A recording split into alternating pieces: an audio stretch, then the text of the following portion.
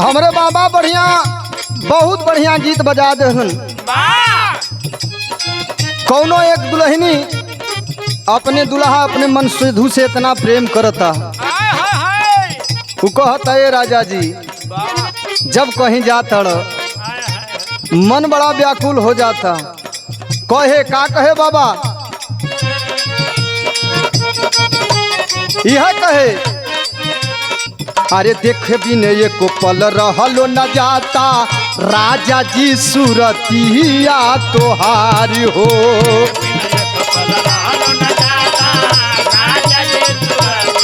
क्या बात है,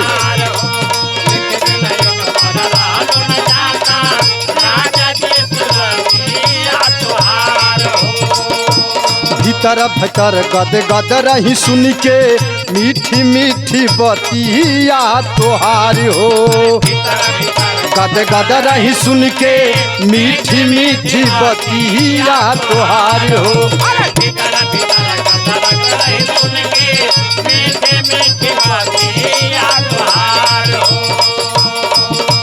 देखे भी नहीं एको पल रहलो न जाता राजा जी सूरतिया तोहारी हो। भीतर भीतर गद गद रही सुन के मीठी मीठी बतिया तोहारी हो। सुनत आवाज आके झाँक लागिले हम कोलिया में। क्या बात है,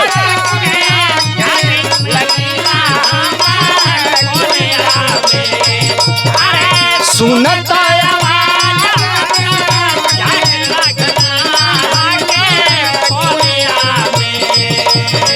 सुनत आवाज आके झाँक लागिला हम कोलिया में। कौनो तो विटामिन बाटे, कौनो तो विटामिन बाटे राजा रौरी बोलिया में। कौनो तो विटामिन बाटे राजा बोलिया में।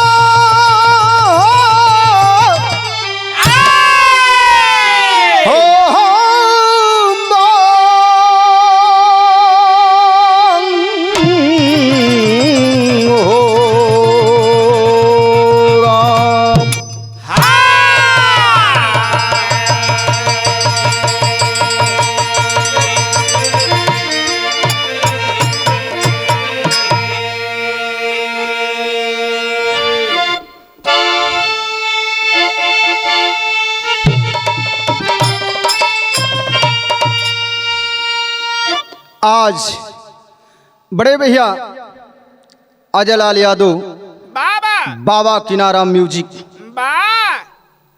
आज रिकॉर्डिंग होत बा। सब भोजपुरिया भैया बाबू लोगन के दर्शक लोगन के पांव छू के प्रणाम करत बानी। हम लोकगीत बिरहा गायक चंद्रिका यादव चंदौली के धरती से। आइए 4 लाइन भूमिका में कह नाम है क्या।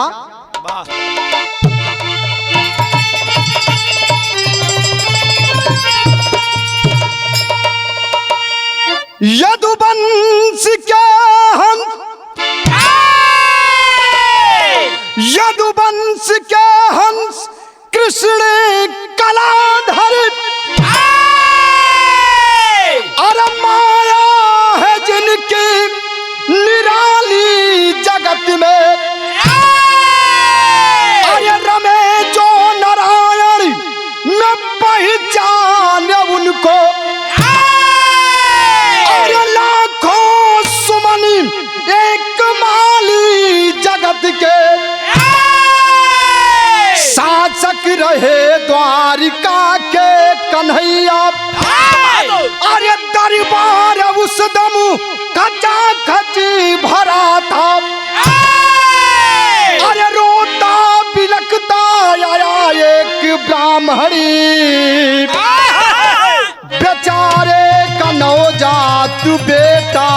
भरा था।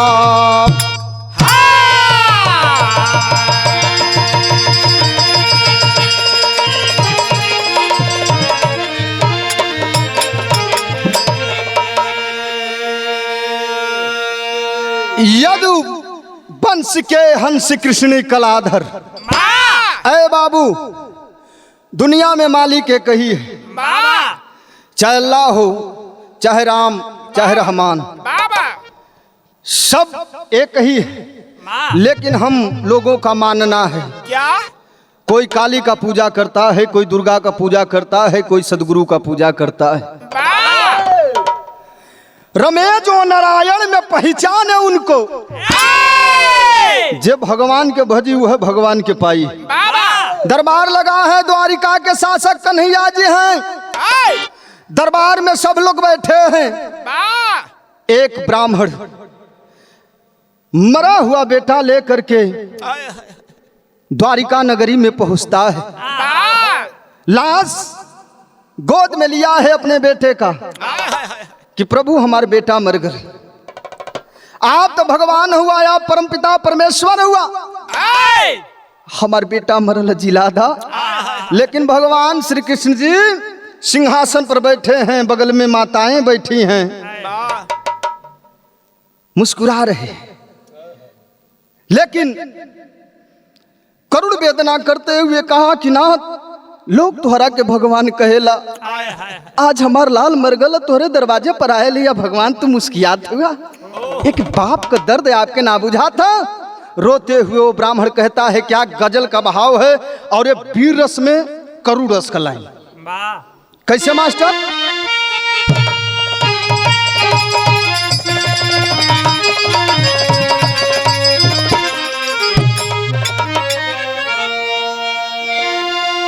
अरे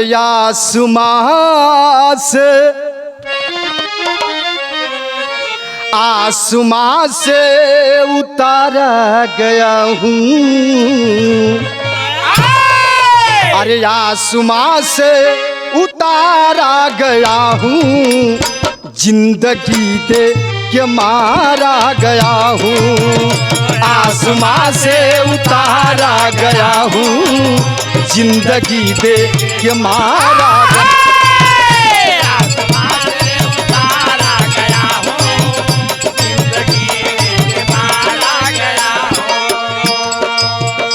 ब्राह्मण बेटे की लाश धरा पर रख देते हैं और कहते हैं, भगवान आप हमारे बदनसीबी का आप मजाक उड़ा रहे हो, आप मुस्कुरा रहे हो इस सभा में।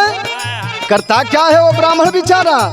भाव है, अरे लाश धरा पर रख के ललन की, लाश धरा पर रख के ललन की, बाप बेचारा रोने लगा है। बाप बेचारा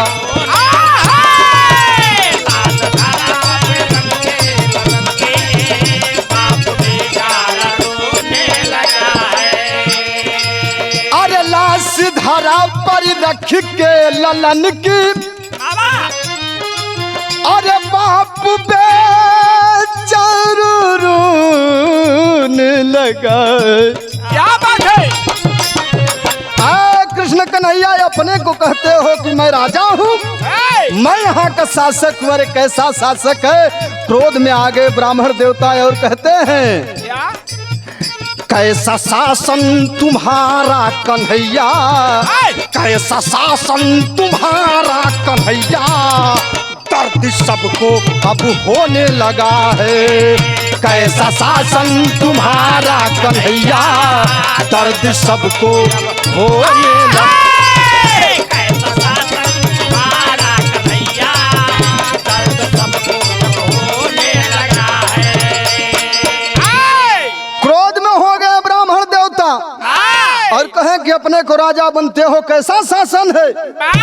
सारी प्रजा दुख में है। भाई जे दुख में बाऊ दुख है के बात करी। अंजा तनी से बुल्लू उस्ताद का झटका लगत हो।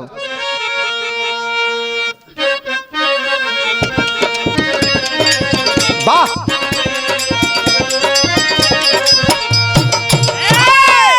भगवान कहाने वाले कुकर्म कर रहे भारी, यह नवा पुत्र मरा है मैं किससे कहूँ लाचारी। इससे पहले भी 8 बार 8 की लाश मैं लाया, ना मदद मिला मुझे कोई, ना पुत्र कोई लौटाया। उस समय वहाँ अर्जुन थे, उस समय वहाँ अर्जुन थे, आवेश में आकर बोले, ना यहाँ पर कोई क्षत्रिय अमृत में जहर को घोले। ए भैया, ब्राह्मण देवता कहला कि भगवान हुआ, इतना भारी भारी कुकर्म करत हुआ तो के भगवान कहेला। ए भैया, जब इतना बात कहला हमारी नवा पुत्र मरल लेके आपके अनायल है, एक पहले 8 बेटवा मरने, 8 बेटवन का लाश ले ली, लेकिन दरबार से कोनो मदद ना मिलल। कैसा है आपने आधीश है? बगलिया में अर्जुन जी बैठे रहलन, कहला ब्राह्मण देवता यहाँ कुल जवान कोई छत्री ना है कि तोहर मदद करी, केवल हम ही छत्री बानी, हम ही तो के जवान कि तोहार जौन भी बेटा होई ओके बचाई। ब्राह्मण देवता देखा डूबके के तिनका का सहारा, सोचा लगल एक बात अर्जुन जी कहला, बिरहा में तर्ज बदल गई, बड़ा पुरान गीत है।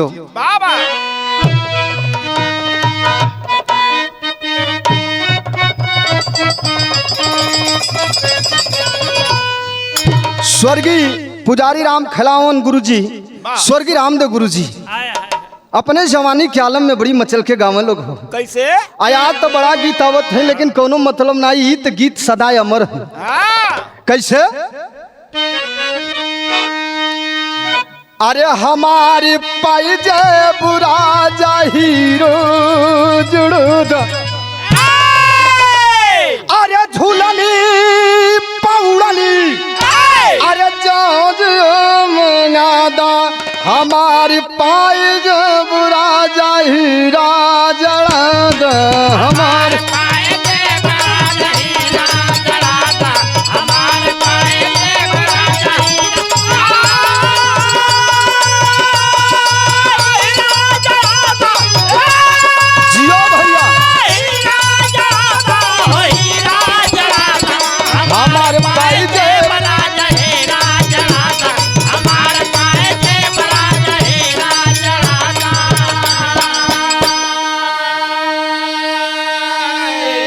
अर्जुन जी कहलन पंडित जी से कहा,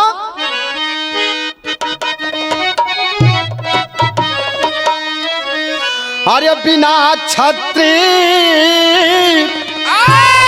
अरे बिना छत्री कोई रक्षा न करी है,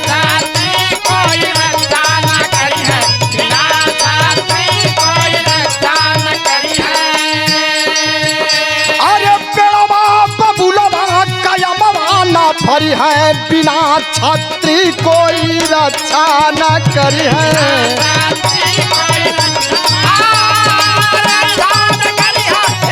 भैया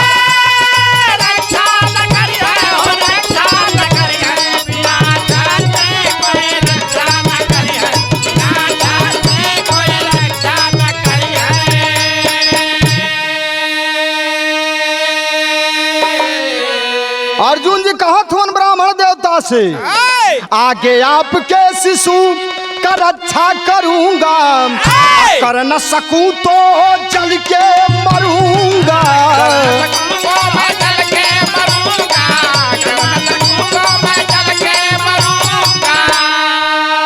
अरे प्रतिज्ञा मोर तोहरा के ऊपर है, बिना छत्री कोई रक्षा न करी है।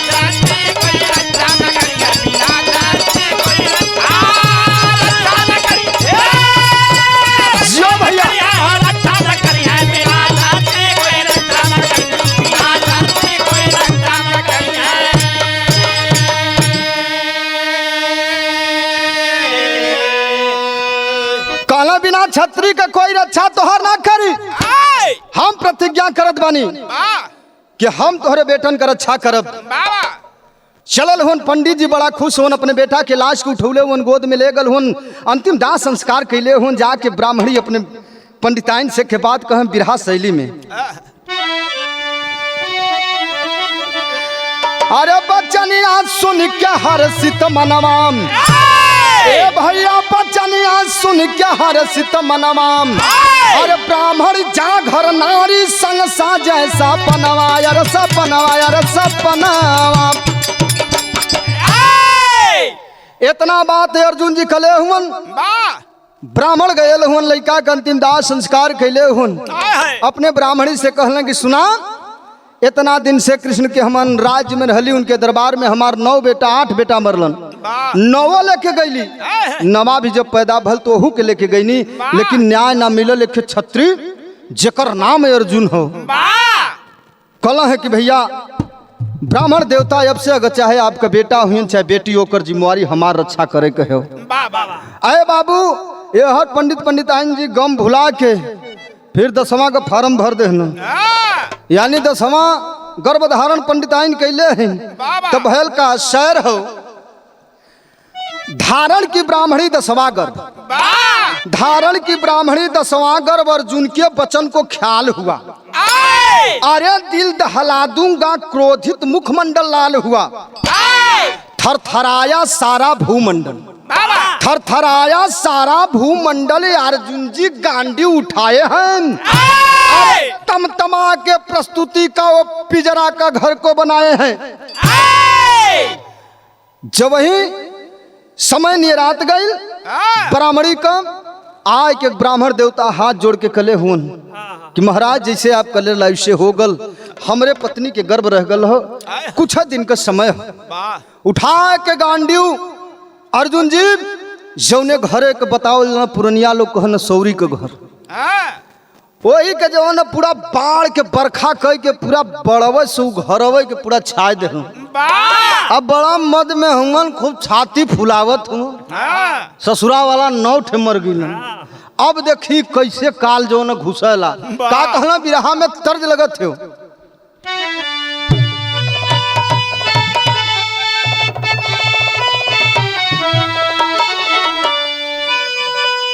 अरे झूलनिया काय गुजवा,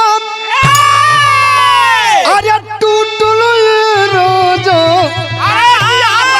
अरे जवनियों में गड़िया छूटल ये राजा,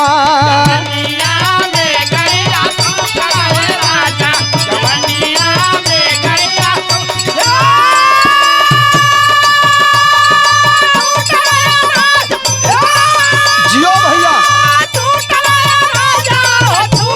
क्या बात है।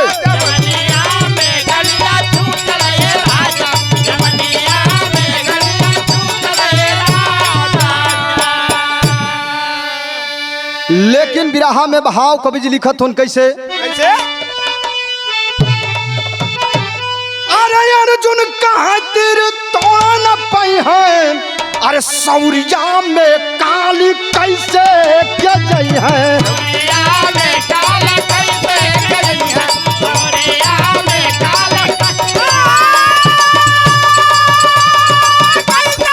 जियो भैया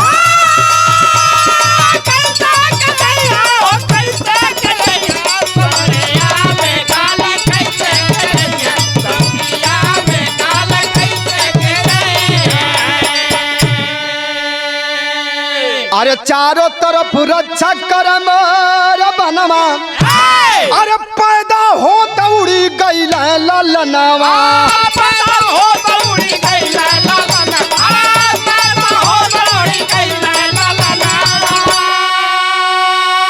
अरे रोम ब्राह्मण ब्राह्मणी क्या धीरज धर रही है, सौरियों में काल कैसे क्यों जई है।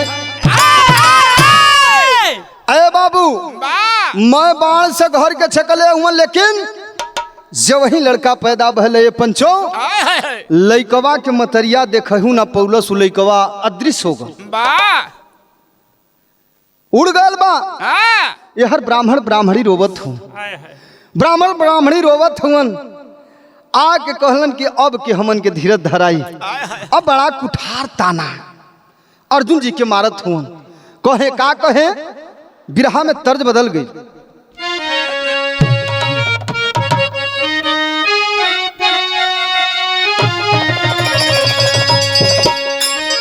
बड़ी पुरान गीत बा, माता बहन लोग गावेल, इन माटी के गीत बा। जौने के हमारे पुजारी राम खिलावन गुरुजी बड़ा मल के गाम बा। कैसे?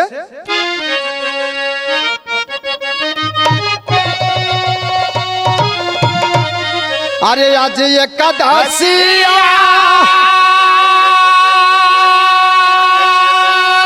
अरे बिहान दुआदशिया तेरा सियाई के ना हो, तेरा सियाई के ना असैया मोरा मंगल गवनावा तेरा सियाई के ना।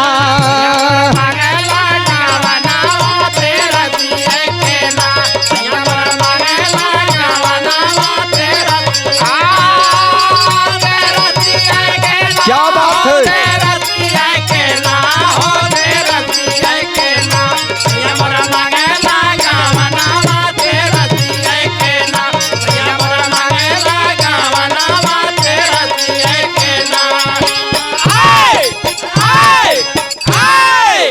ब्राह्मण बड़ा दुखित भैलन, ब्राह्मणी बड़ा दुखित भैलिन।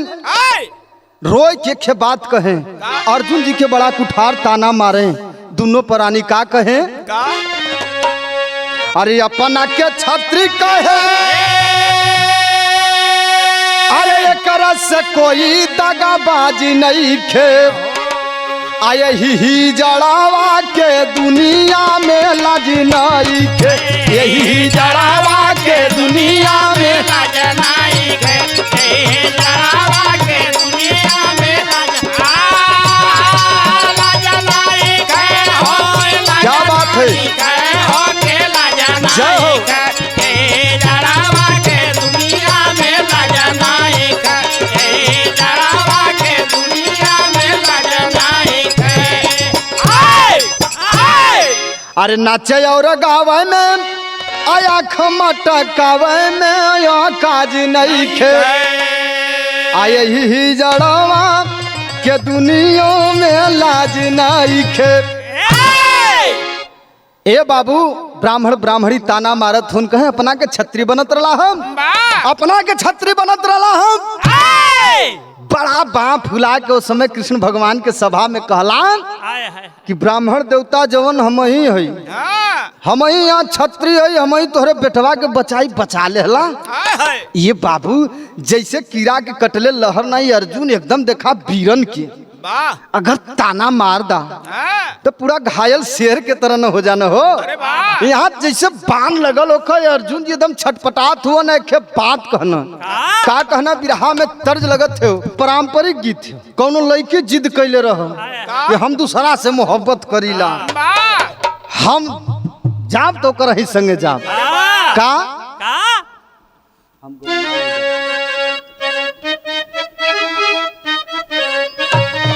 बाबा बाबा।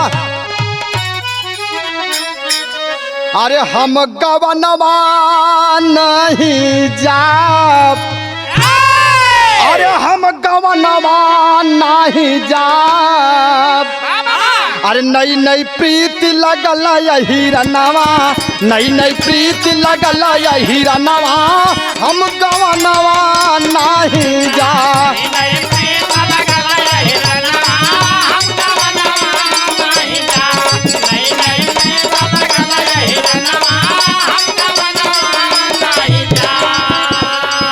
अर्जुन जी के जब इतना बात का जब नहना लगल हम, अर्जुन जी एक बात का प्रण कैलन, अर्जुन कैले गुमनवाना, अर्जुन कैले गुमनवाना, बेद है बनवा जैसे मेहनवा, बेद है बनवा जैसे मेहनवा, अर्जुन कैले गुमनवाना।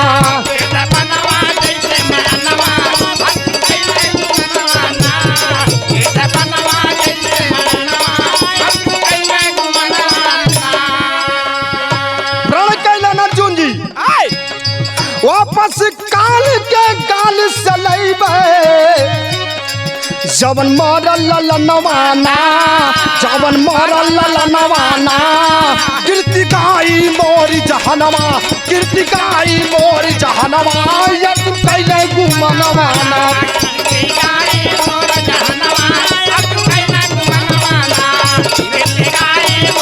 प्रण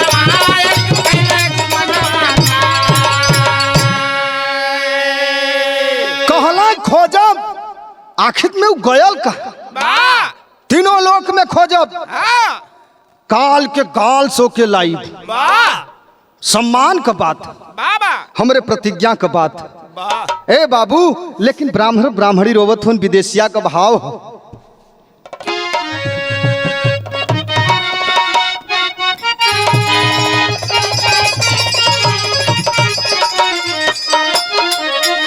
अरे बाप महतारी रोवन अरे पिट पिट छतिया अरे या समय में छोड़ी के परइल हीरावा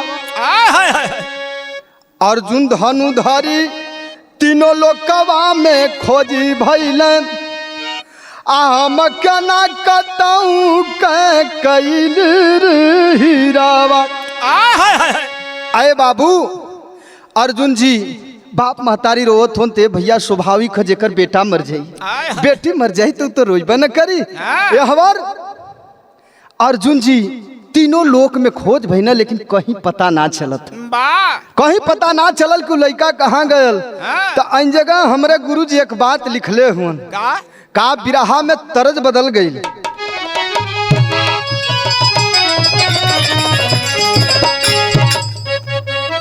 बाबा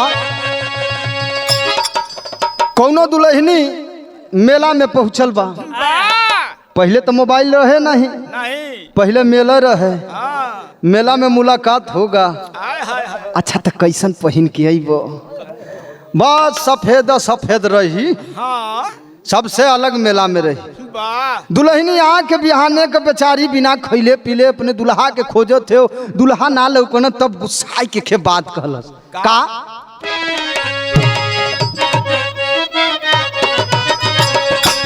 अरे बोहरिया पड़ा मेलावा में अरे बोहरिया पड़ा मेलावा में अरे सैया ना भेटाय हो बोहरिया पड़ा मेलावा में सैया ना भेटाय हो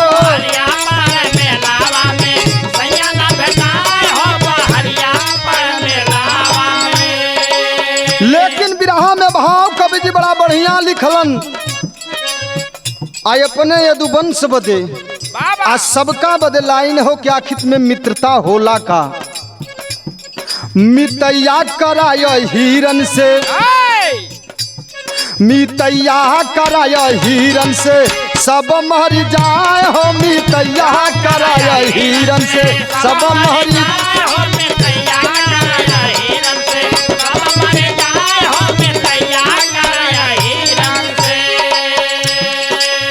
अब कितना लोग कहल भैया सब पूरा दुनिया के लोग मर जाए तब नहीं सब मरले का मतलब सब नहीं जान पावे जियो जियो क्या बात है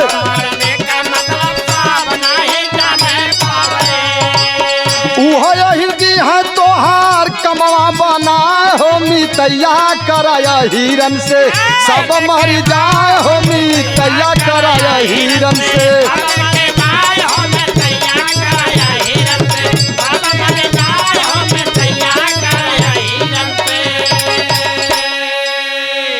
सब मरले का मतलब अगर आपका मित्र मौके पर अगर कोई काम ना आवत हो अगर हिरन के यादवन के यदुवंश के कोई भी बेटा के अगर पुकरबा आपका सहायता बदे खड़ा रही ये खूबी है हिर बिरादरी में एब जब भैया जौने समय अर्जुन जी चिता सजा किया जले जात हो वो समय भगवान श्री कृष्ण जी पहुंचल हुन ऐसे बात कहे पहपट का भाव हो अरे कहे कृष्ण की बात ला हमारी मानी अर्जुन सानी हो अरे जियता नहीं जाई तो हर पानी अर्जुन सानी हो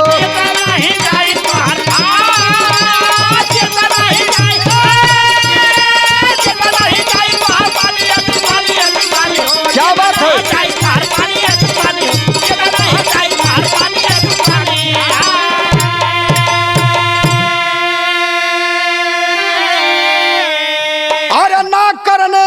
मोल दोस्ती अरे करके उसे निभाना हो अरे दोस्त के साथ साथे जीना जग में सोयम ही मर जाना हो।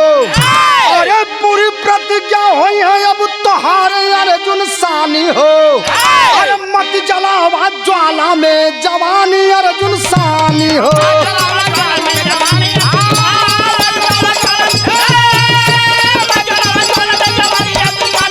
क्या बात है।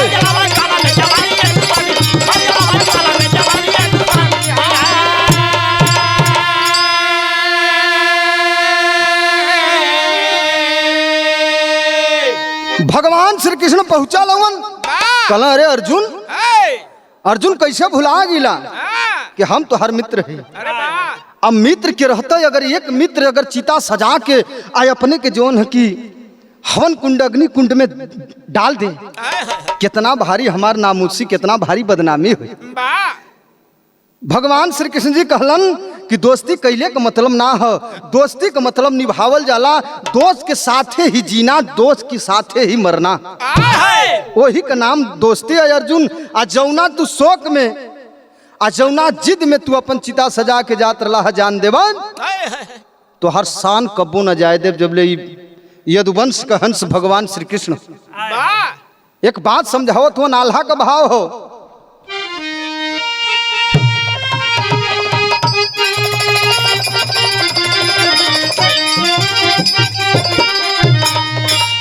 अरे नाक जला मत अरे अपन बादानी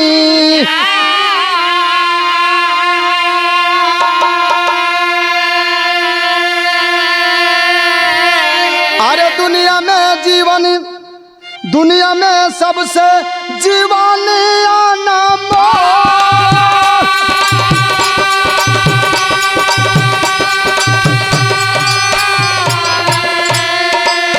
अर्जुन कहा तीनों लोकवा में खोजा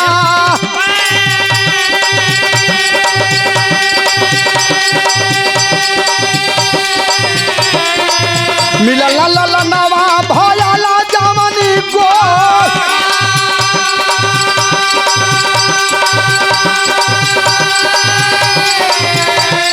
कहा भगवान मोरे साथे चला मिता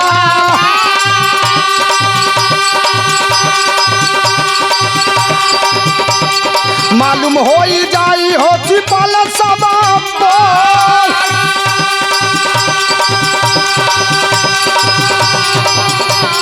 चमक के बिजुलिया घना घोर बरसात पानी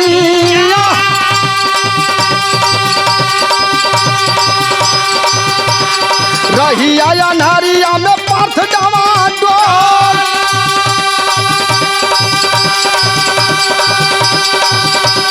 गए क्षीर सागर जहाँ लक्ष्मी संगा विष्णु सोए से नाग बकर तक लो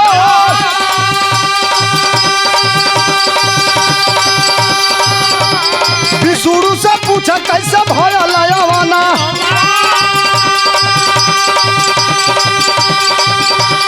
विष्णु जी पूछा कैसे भया लयावाना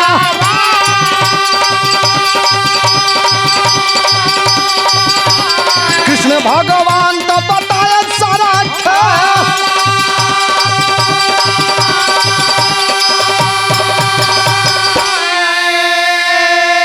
अरे एक भगवान दुई रूपवा दिखा के अरे लीला दिखावा अपन प्रेमवा का खोल बोलो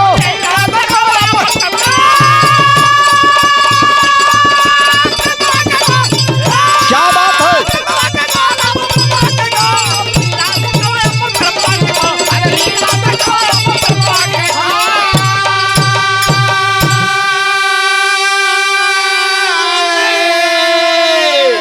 भगवान श्री कृष्ण जी के अर्जुन जी के लिए आके चलन कहला भगवान कहाँ लिया जात हुआ कहला रे मर्दवा चला कहला रे भगवान हम तीनों लोक में खोज अली लेकिन कहाँ गोल भल पता नहीं चलत हो। भगवान श्री कृष्ण कहला मन मन मुस्कुरात हुवन कृष्ण कन्हैया जी कहला चला लेके गया हुवन बिजली चमकत है, झमझम बारिश होत हो। लेके गए हुन विष्णु भगवान, जहाँ लक्ष्मी जी पैर दबाओ थे, विष्णु भगवान शेष नाग पर सोवल हुन। जब वहीं अर्जुन जी के लिए आके भगवान श्री कृष्ण पहुंचल हुन, तो भैया विष्णु है, कन्हैया है, राम है। कहलन कि भगवान कैसे तोहर आगमन भयल? कहलन कि मत पूछा, हमार मित्र हमार सखा बड़ा मुसीबत में बाड़ा, इनके लिया के अली है। ते भैया भगवान एक बाणन, भगवान श्री कृष्ण भी विष्णु भी, लेकिन अर्जुन जी समझ ना पावत हुआ। अर्जुन जी के ले जाए खड़ा कर दिलन। भगवान विष्णु जी बड़ा आदर सत्कार से भगवान श्री कृष्ण जी के स्वागत सम्मान कैलन, सारी बात बतौलन भगवान श्री कृष्ण जी कि हमारी प्रिय जवन की भक्त या हमार दोस्त एक ब्राह्मण के वचन दे चुकल हो। उनकर 9 बेटा मर गईलन, 10वां में इनकर प्रतिज्ञा पूरा ना भइली, चिता सजा के अपने के जलावा जातना, मारे जातना, इनके लेके तोहरे यहाँ आयल है। तो एक बात बताऊ न, विष्णु जी कहे का खड़ी का भाव?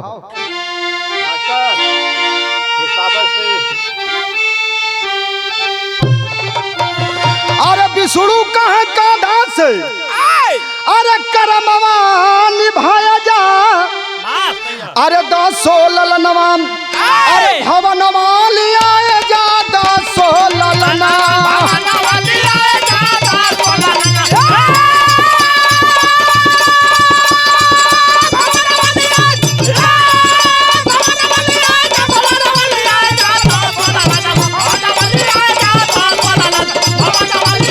क्या बात है?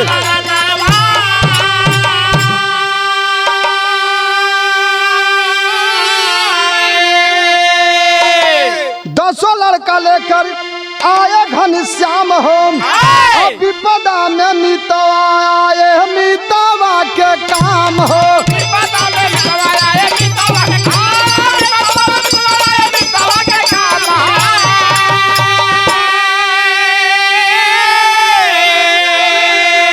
अरे अर्जुन कहे प्रभु मोरे जीवनिया जगाया जा, अरे 10 ललनवा भवनवा लिया जा 10 ललनवा।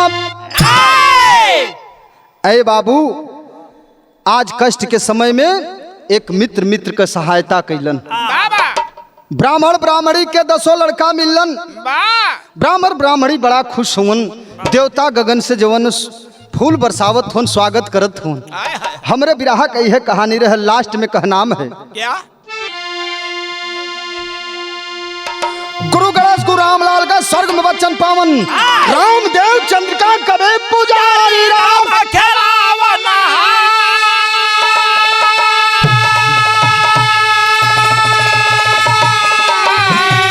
अरे बचनिया सुन क्या हर्षित मनवा, तो चंद्रिका राम कबे का निकला नया